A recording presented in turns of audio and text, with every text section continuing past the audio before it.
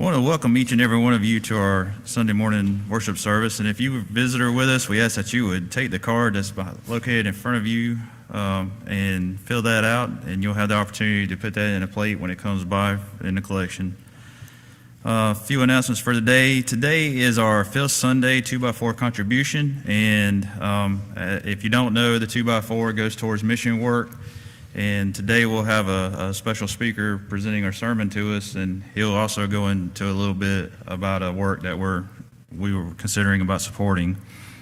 Today is our fall festival. It'll be this afternoon at 5 p.m. We hope that if you haven't made plans, we hope that you will come be with us and enjoy this fellowship this afternoon. November the 5th, next Sunday will be our first Sunday fellowship meal after the morning service. Please plan for that. Elders, deacons, there'll be an EDP meeting November the 5th after that fellowship meal. Also, daylight savings time will end on November the 5th, so plan to set your clocks back 1 hour Saturday night on November the 4th, so you will be on time. Our Ladies' Day is scheduled for November the 4th. It's coming up quickly. There is a sign-up sheet posted for food for lunch. On that note, that sign-up sheet will be there for the day, so please go and sign that up today so that we can have an account for the food that will be prepared. So just another note, today is the last day to sign up for that. On November the 12th, we will have a baby shower in to honor Bethany Craig. It will be from 2 to 4. There will be light finger foods, so see Chloe Nodine for more information about that. There are several other events coming up at other local congregations, so look in your bulletins and be sure to look in that for information on those. Chris Wolfer's cousin, Wesley Stocks, is in the hospital right now, and he's in ICU. And he's asking for prayers for him and his family. So continue to remember Wesley Stocks in your prayers. We want to continue to remember the Chitwood family with the passing of our sister Deanna. We want to remember the Westmoreland family with the passing of our brother Frank. JJ has asked that men that are interested in serving on the Ladies' Day to meet in the college age room, which is the room to my right, your left, after the morning service. And also, if you are involved in Bible Bowl, if you've signed up to participate in Bible Bowl this year, we're going to meet in the teen room right directly behind me after the morning service. So a couple meetings after that, keep those in mind. And if you will, let's all stand for the opening song.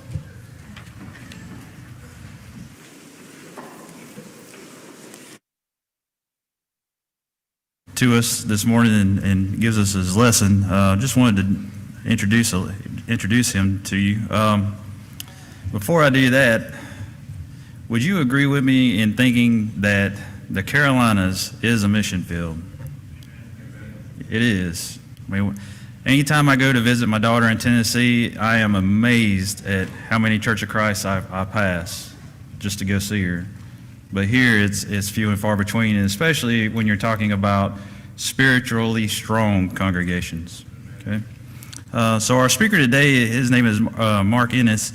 He has served as an elder with the Gold Hill Road Church of Christ since 2011. Mark is a graduate of Harding University and is married to his wife, PJ. They've been married for 41 years. They have 3 children, Tyler, Connor, and Catherine, who are all out on their own. Woohoo on that. I'm close. I'm really close. Sorry, Megan.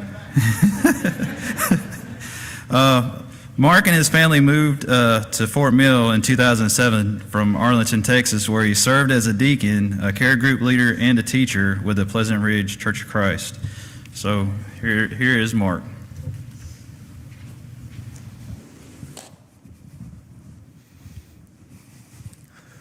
Thank you for that. If you will, you can be turning to 1 Samuel 14. My lesson this morning will be from 1 Samuel 14. I'm kind of partial to the Old Testament.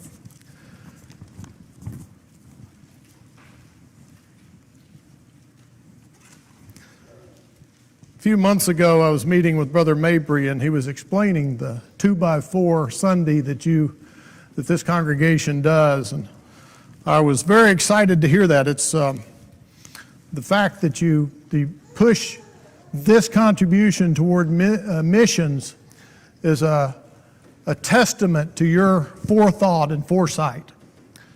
As the elder that's responsible for the budget for the Gold Hill Road Church of Christ, I often say from the pulpit, there are two things in our budget that are non-negotiable.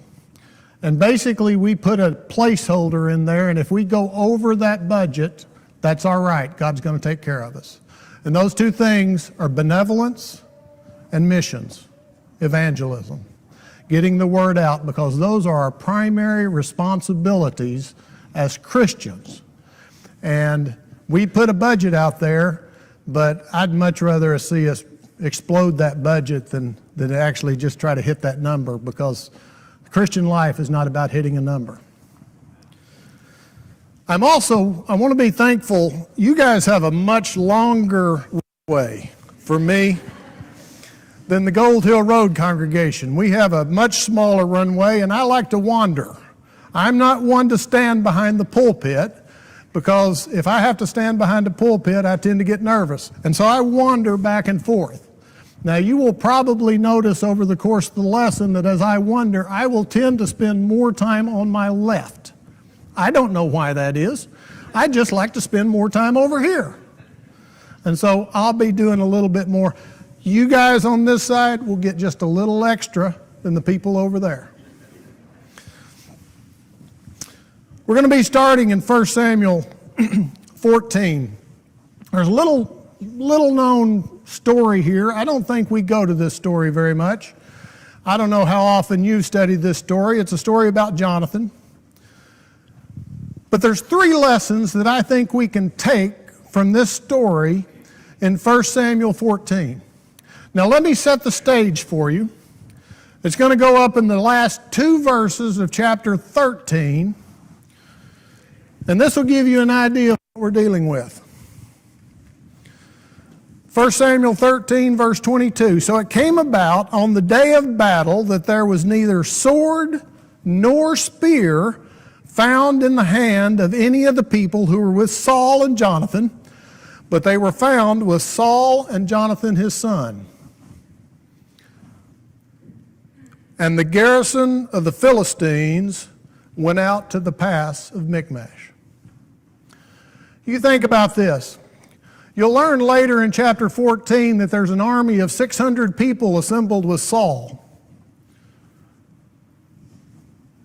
And from what we can gather from that statement, of those 600 people, we have two swords. One's with Saul, one's with Jonathan. Two swords. And that's going to play very heavily into what we're going to study about in 1 Samuel 14. Because we're going to find that Jonathan, having one sword, does something that probably no military commander in his right mind would attempt.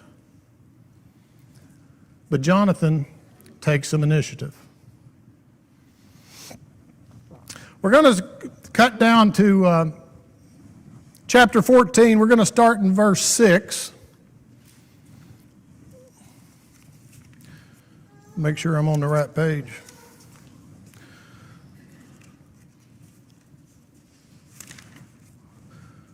We're going to start in verse 6. And you'll get the first lesson in verse 6 of chapter 14. Then Jonathan said to the young man who bore his armor, "Come, let us go over to the garrison of these uncircumcised. It may be that the Lord will work for us, for nothing restrains the Lord from saving by many or by few." Remember that statement by Jonathan. For nothing restrains the Lord from saving by many or by few. Lesson number one, the Lord can do a whole lot with very little. You don't need, He's not relying on you for a whole lot. Just give Him a little, and that's all He'll do. That's all He needs. The Lord cannot be restrained from saving by many or by few. As I think about this, I think about throughout the Bible, the times that people had very little to deal with. They had nothing to accomplish great feats. I think about, what is that in your hand, Noah? Well, it's a hammer. Well, no, what are you going to do with that hammer? You guys got a hammer at home? Everybody here has got a hammer at home, I bet you. What are you going to do with that hammer? I'm going to build an ark. I am going to save mankind by that hammer. It's not much. It's just a hammer. What do you got in your hand, Moses? It's just a staff. It's a long stick. I use it for herding sheep. What are you going to do with that staff, Moses? I'm going to part the Red Sea. I'm going to lead the children of Israel out of Egypt just with that staff. How are you going to do that, Moses? It's not me. It's God.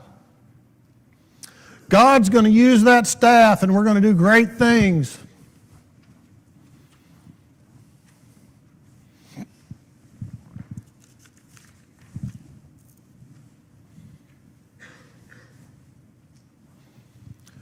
What is that in your hand, David?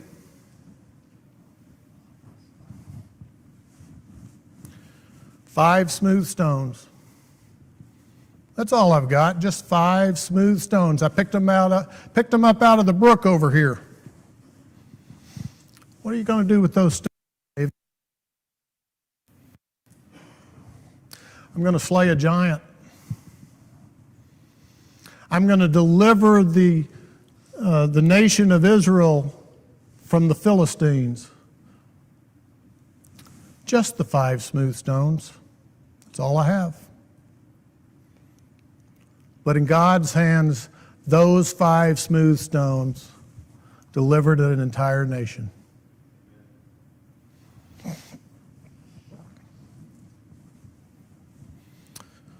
Excuse me, little boy.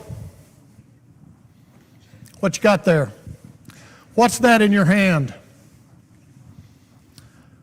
Well, it's my lunch. I've just got 5 loaves and 2 fishes in here, and I'm going to have that for lunch later. Well, that's good. How would you like to use that to feed these 5,000 people? Because we can take those 5 loaves and those 2 fishes, and we can give it to the master, and he will feed this multitude and have plenty left over. Little boy, what is that you got there in your hand? And what are you going to do to further the kingdom of God?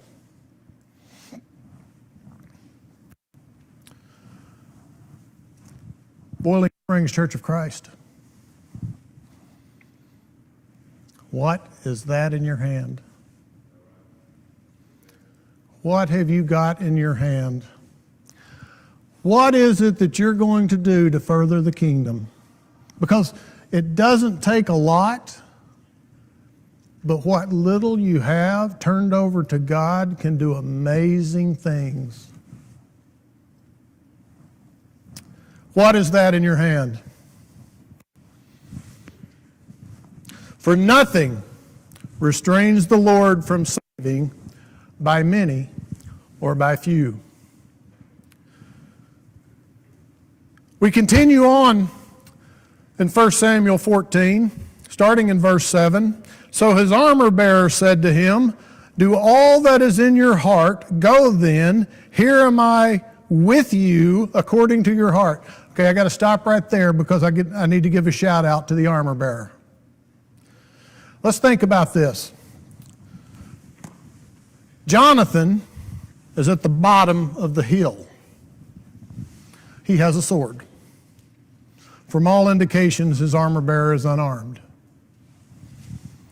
He is about to go up to the top of the hill to a garrison of well-armed, well-trained Philistines. Let that soak in for a minute. One sword and the young man that bears his armor are going to go take on the Philistines. We know that there's at least 20 Philistines up there because it talks about that a little later. Okay, if you're the armor bearer, what's your response? Well, wait a minute, Jonathan, don't you think we might want to wait for reinforcements? Let's think about this. We probably need to get a plan together. I'll hang back here and tell everybody else where you went.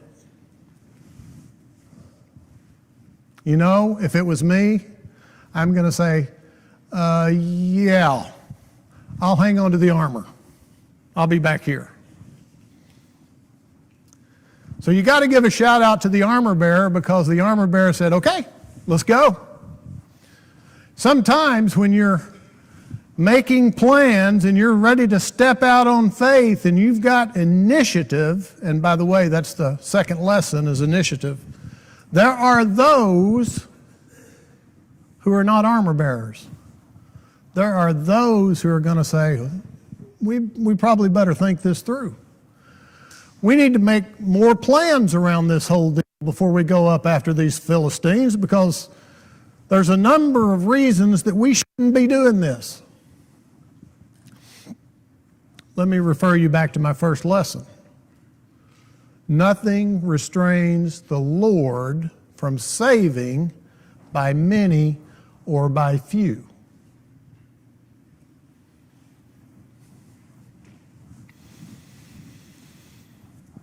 We need more armor bearers. Then Jonathan said, very well, let us cross over to these men and we will show ourselves to them. If they say thus to us, wait until we come to you, then we shall stand still in our place and not go up to them. But if they say thus, come up to us, then we will go up, for the Lord has delivered them into our hand, and this will be a sign to us. So both of them showed themselves to the garrison of the Philistines, and the Philistines said, look, the Hebrews are coming out of the holes where they have hidden. Then the men of the garrison called to Jonathan and his armor bearer and said, come up to us, and we will show you something. Jonathan said to his armor bearer, come up after me, for the Lord has delivered them into the hand of Israel. Now listen to this next statement. If you are a military strategist, this is probably going to set your teeth on edge. And Jonathan climbed up on his hands and knees with his armor bearer after him. That's just a recipe for disaster. The enemy occupies the high ground. Jonathan and his armor bearer seriously outnumbered and seriously outgunned, and they're crawling up to the enemy on their hands and knees. You know, if I'm one of the talking heads, this is not going to end well. Is it? I don't see how we could do this. There's no way we can pull this off.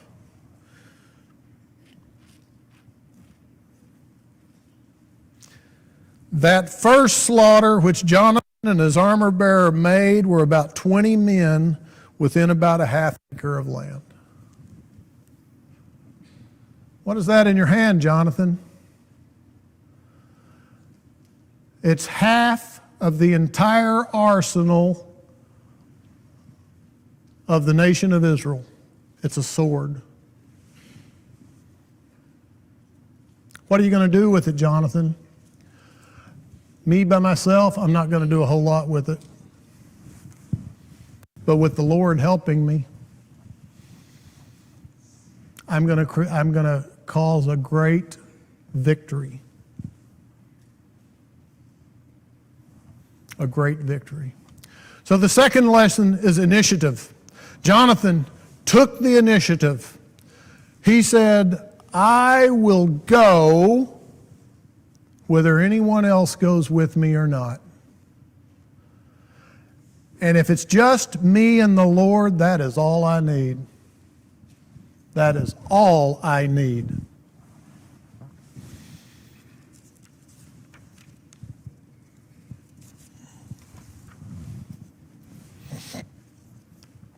We're going to skip down to 1 Samuel 14, verses 20 through 23, as I wrap up this lesson. And then I want to tell you about an opportunity.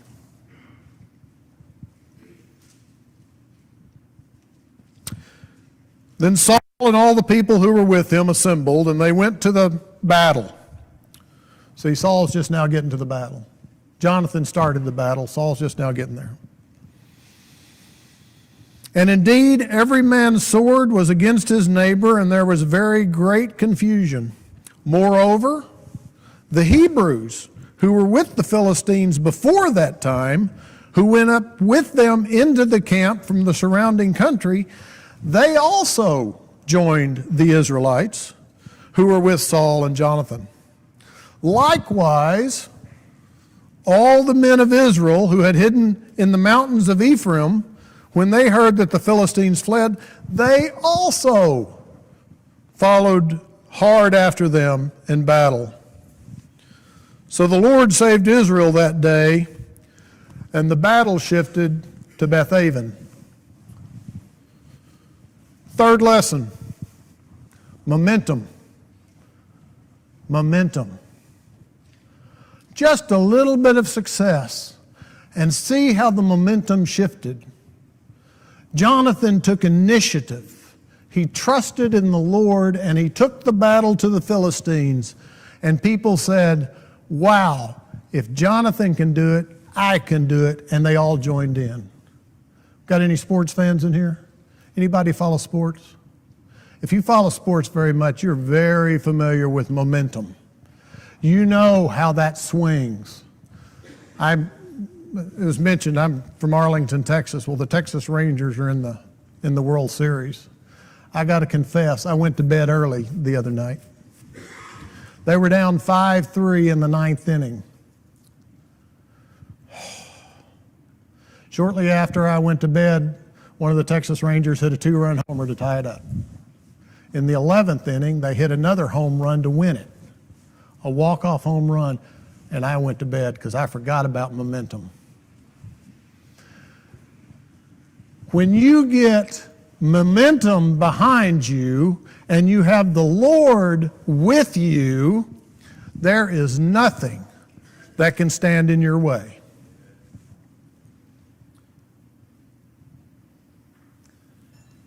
What is that in your hand, Boiling Springs Church of Christ?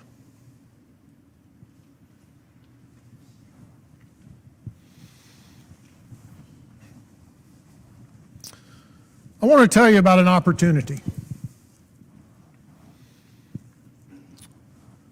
We have an opportunity first with initiative.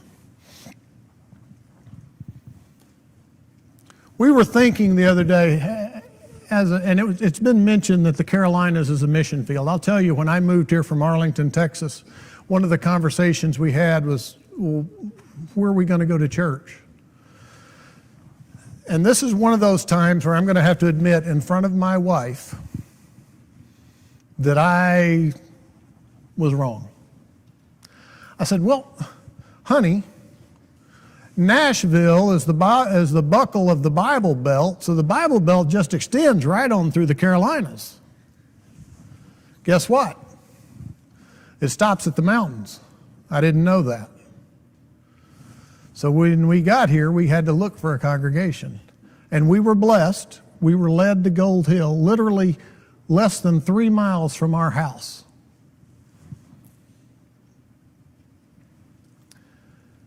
Having been an elder at Gold Hill Road now for the last, have to do the math real quick, 12 years. We've been through 3 preacher searches over the last 5 years. the minister that had been there at Gold Hill forever, Jeff Trotter. You probably know, some of you probably know Jeff. He retired. That's fine. He'd been there for 25 years or more. And then we brought in Brother Robert Hatfield, who was blessed with an opportunity at Freed or in Henderson. And then we needed to hire again, and since we've also hired Logan Richardson as an associate, so we have Keaton Pierce who came to us. But it's difficult. It is difficult to find ministers in the Carolinas. As a mission field, you're dealing with missionaries, is what you're really looking for. We recently had a discussion and an idea, and I want to share that idea with you today. And it actually has ballooned into a multiple idea or multiple opportunities. I want to talk to you about the David R. Farr Ministerial Scholarship for the Carolinas. The scholarship has been developed in conjunction with Freed-Hardeman University. And Brother Andy Doss is here with us from Freed-Hardeman today. So after we're done here today, if you have some questions regarding this or the other things I'm going to talk about, feel free to talk to me or Brother Doss. It has been developed in conjunction with Freed-Hardeman to encourage and assist young men in becoming full-time gospel ministers. Recipients will be determined by Freed in conjunction with the Farr Scholarship Committee. Well, okay, great, we're going to train preachers. Freed's been training preachers for years. Harding's been training preachers for years. What does this mean to me? We want to encourage and assist young men who have chosen to pursue full-time gospel ministry by providing a $20,000 providing $20,000 in career financial assistance. So if I'm a young man at Freed-Hardeman University and I'm interested in joining the ministry or entering the ministry, and I set my career path toward that ministry, Gold Hill Road, and let me be clear here, Gold Hill Road has raised their hand and said, we'll fund that scholarship every single year. $20,000 every single year for a minister to train at Freed-Hardeman University. It's broken into 3 different categories, and it's in 3 grades basically. So as a freshman, for those of you who've been in college, if you had your mind made up about what you were going to major in as a freshman, good for you. But we're not going to provide a scholarship to a freshman who suddenly decides that they want to go into an accounting background. This is for ministry. So we felt like we'd start in the sophomore year and we'd allot $4,000 in their sophomore year. If they continue through their junior year, it'll be $6,000 for their junior year. And then finally, in their senior year, an additional $10,000 in scholarship. Now this will be an annual scholarship. So each year we will be graduating a young man from Freed-Hardeman University with a ministry, with a degree in ministry or Bible, with a desire to preach. Now, what do we get for that $20,000? Because that's one thing, but you know, the Carolinas is a mission field. We've already established that. As a stipulation for the scholarship, they will agree to come work in the Carolinas for a minimum of 3 years. 3 years. $20,000 in scholarship assistance means you come work in the Carolinas in ministry for 3 years. Now there's some other benefits to that, and in talking to gentlemen who who are coming out of college and looking for jobs, we will not only assist them in ministry, we will assist them with placement. And so one of the things I need from Boiling Springs Church of Christ, I need you to pray. I need you to pray that when these young men come out of college, we can put them in ministry. We can put them to work right away. Because my biggest fear is not whether we can provide the scholarship. We can certainly do that, but can we provide the placement? Because that's the follow-up on our end. We need to be able to put these young men to work.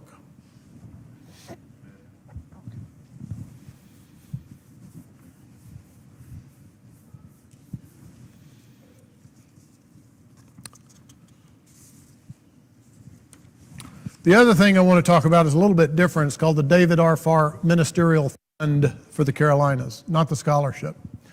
As I mentioned, it's easy enough. We can fund the scholarship. We can get them through college, but the next hurdle is placement. This is where the momentum piece of my lesson comes in. We are putting together a fund for those congregations that might not be financially able to hire a full-time minister. Once these young men graduate from Freed-Hardeman with a ministry degree or a Bible degree, we want to be able to place them, and we recognize that there may be a number of congregations in the Carolinas that are in need of a minister but cannot afford a minister. The Ministerial Fund for the Carolinas is designed to subsidize and supplement and support a minister for those congregations that may need that help. Because the thinking is that if they can come work for 3 years, and maybe if we can help them with support for 3 years through this fund, that the congregation or congregations they are working for will grow to the point to become self-sufficient. We want these young men to come work in the Carolinas for 3 years, but we'd really like them to stay. Because as you know, if it's just me and my armor bearer, we're not getting very far.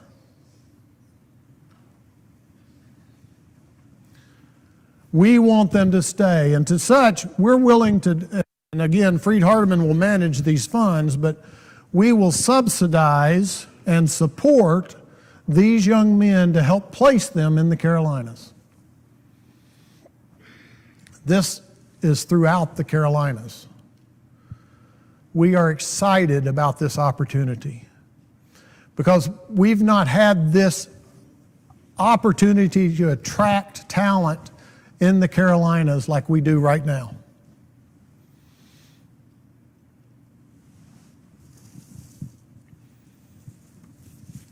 There's a number of other details around the fund and around the scholarship. I'd like for you to consider the things that we'll be doing to bring young men and young talent into the Carolinas. Ultimately, our goal is to grow the kingdom. This is a mission field. We often think of mission fields in Haiti and Africa and maybe even in the Northeast, but this is a mission field. So first off, I covet your prayers. Pray for these young men. Pray for this opportunity. Pray that we can place them appropriately. We will have a young man graduating from Freed-Hardeman every single year that will be coming here to the Carolinas. And we need to be able to put them to work.